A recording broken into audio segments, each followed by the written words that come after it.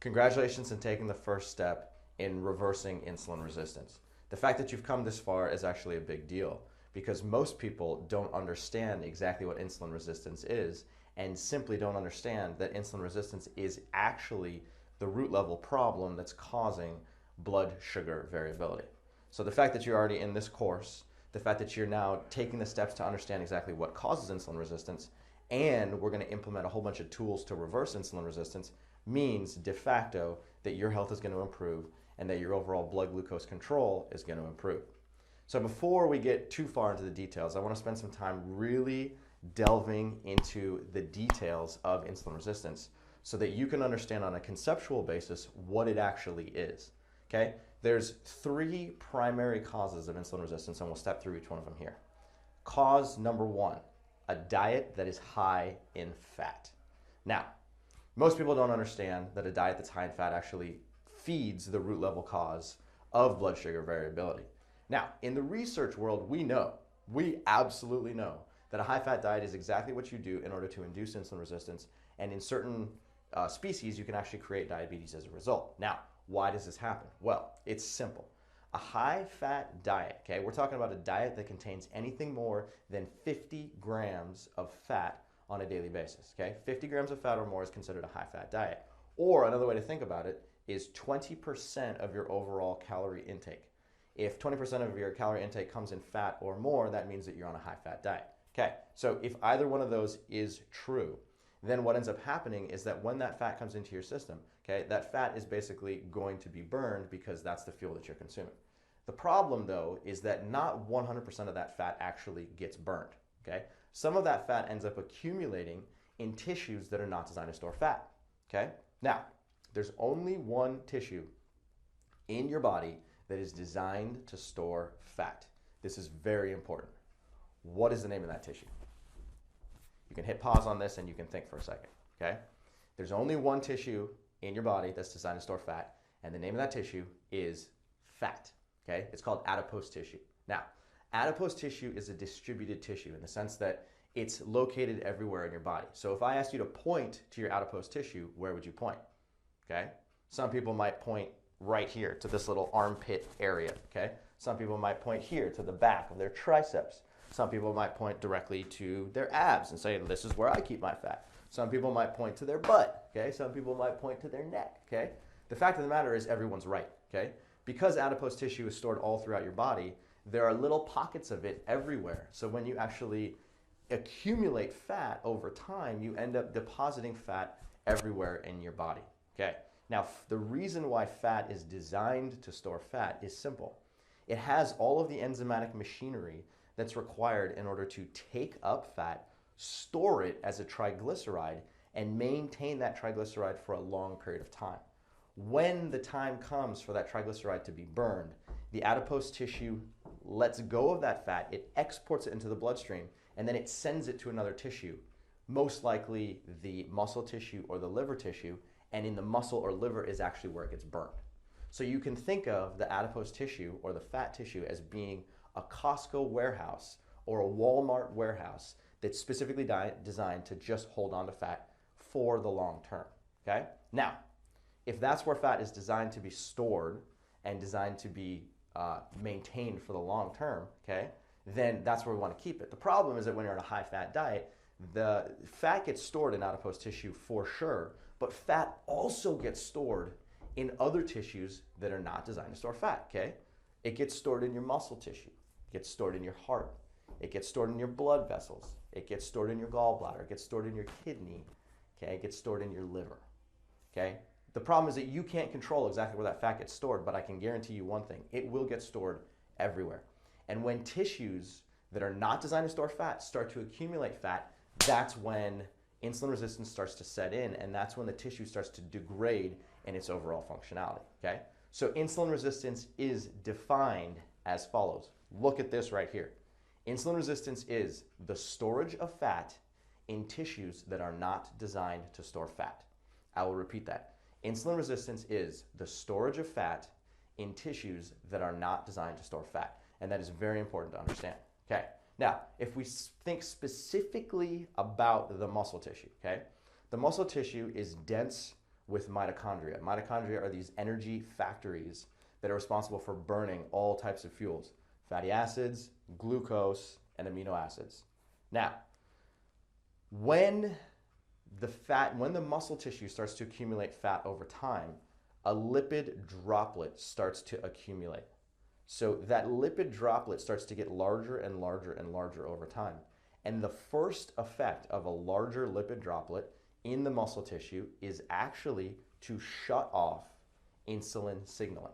So what that means is that the insulin receptor, which is sitting on the surface of the cell that normally responds to insulin and says, hey, insulin, I see you, okay? As soon as that fat lipid droplet starts to get larger and larger, it tells the insulin receptor to stop doing its job, which is a problem because as soon as insulin becomes available and glucose becomes available in the bloodstream, the muscle tissue gets blind to it.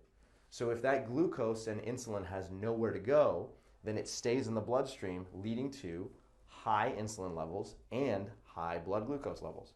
So over time, if you accumulate lipid in your muscle tissue, your blood sugar levels start to rise and you have a difficult time understanding exactly why. That's the first effect. The second effect is that when that lipid droplet starts to accumulate in size, the mitochondria specifically get damaged. Okay, now mitochondria again are responsible for burning all types of fuels. But when that lipid droplet starts to get large, mitochondria start to produce these chemicals called free radicals. And free radicals cause all types of problem within the muscle tissue, leading to a cellular form of inflammation. It's a low-grade cellular form of inflammation within the muscle tissue that then can spread to other tissues. The muscle then starts to get inflamed as an overall tissue. It starts to send out molecules into the bloodstream known as myokines. Myokines then start to signal to other tissues, hey, I'm in a state of distress, please come help me, okay?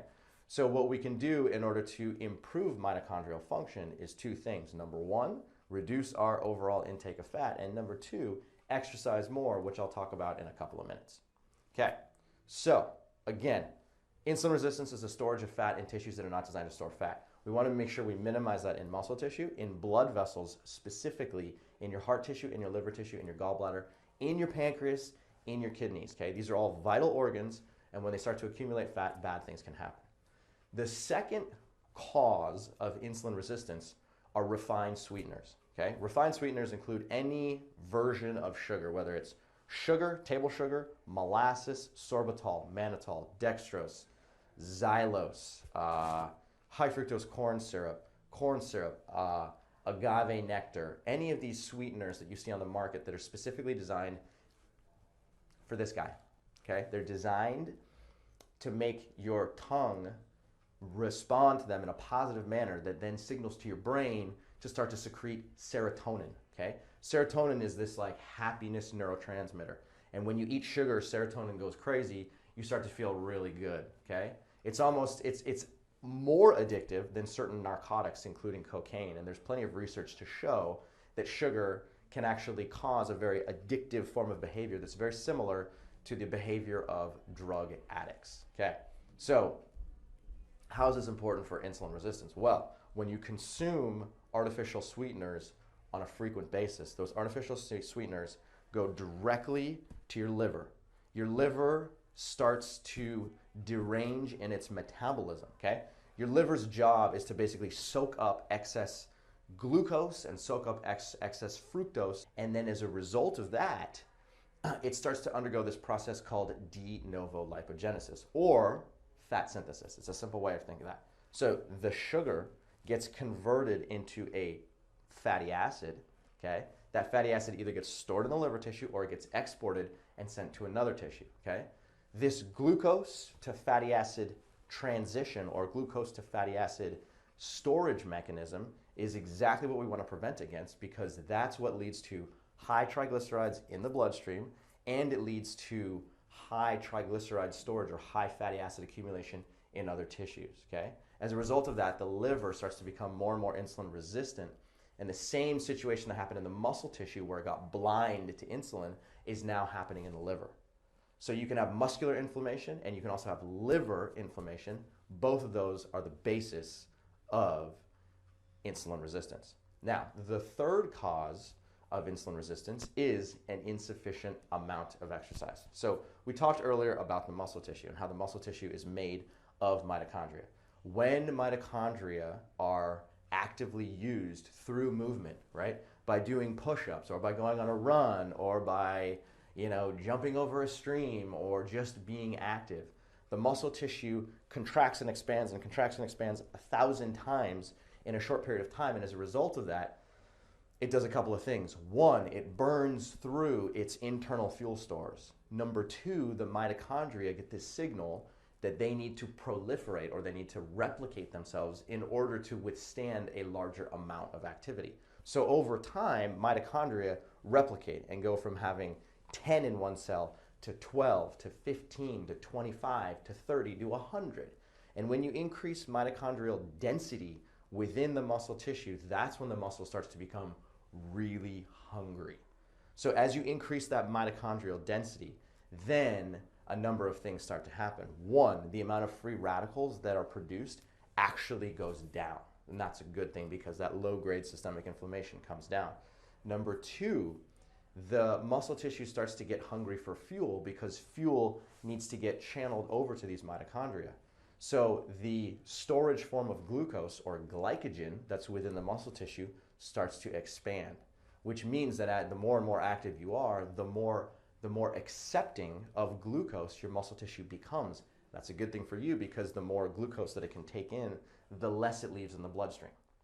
Okay, so simply by moving, you increase mitochondrial density, you decrease cellular inflammation through decreased free radicals, and you increase the size of that glycogen granule.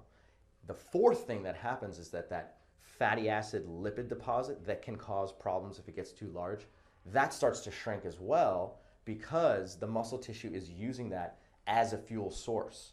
So as that gets smaller and as you consume a diet that's more focused on carbohydrate energy, then there's no reason to accumulate that fatty acid droplet over time. And as a result, glycogen gets big, fatty acids get small. That's all very good.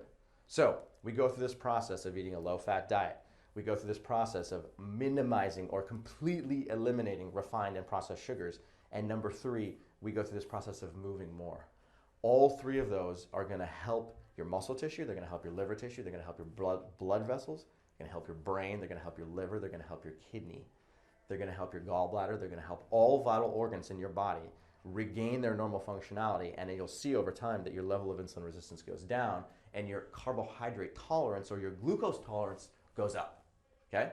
So chew on that for now. I know that's a lot of information, but every time you put a piece of food into your mouth and every time you start to think about what you're going to do in order to remain active, think about it from a multiple tissue perspective.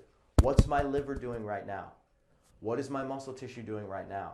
What are my blood vessels doing right now? How is my activity level or how is my diet going to affect their functionality?